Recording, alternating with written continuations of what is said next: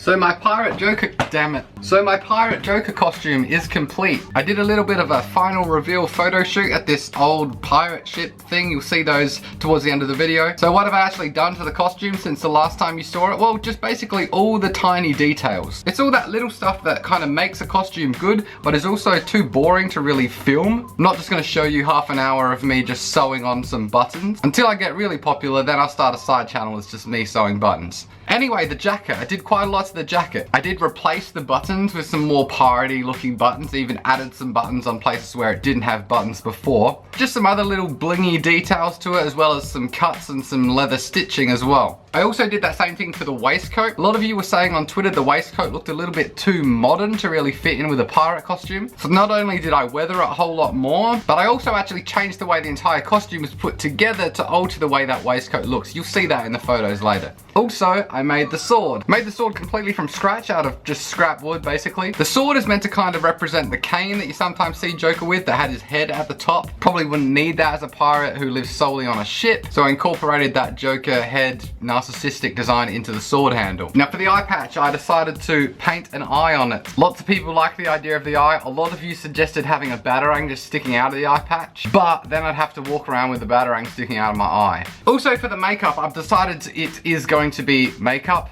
That doesn't make sense, let me explain. What I mean is that for some versions of the Joker, he actually puts on makeup, while in other versions, his skin and lips and hair is dyed by chemicals. I thought it seemed kind of odd for a vat of chemicals that could do that kind of damage to exist in the pirate era. So I decided that it's gonna be makeup in the universe that it's set in. This is confusing me even. Essentially, all it means is I'm not dyeing the hands white. And now it's time to show you the photos, but before I do, an important bird update. If you have been following this costume build from the start, you'll know there's been kind of a side arc story about birds. Anyway, around part 1, I started feeding magpies and training them to get hand fed by me. Around the middle of the build, I had to save a baby blackbird in my yard from the magpies who were trying to eat it. I felt quite bad and I had to spray a magpie with a hose. At this point, I was quite worried that the magpies had turned on me, fearing that I had joined the Blackbird clan. But I'm happy to report that they have forgiven me and I am hand feeding them again. So that was just a nice kind of side plot that summed up really nicely just in time for the costume to be finished. When I'm super popular, we'll also be starting a side channel just about birds. Anyway, it's time to show you the final reveal of my Pirate Joker. If you follow me on Twitter or you're one of my supporters on Patreon, you've probably seen stuff kind of like this already. If you're interested in seeing that stuff early, you can follow me there.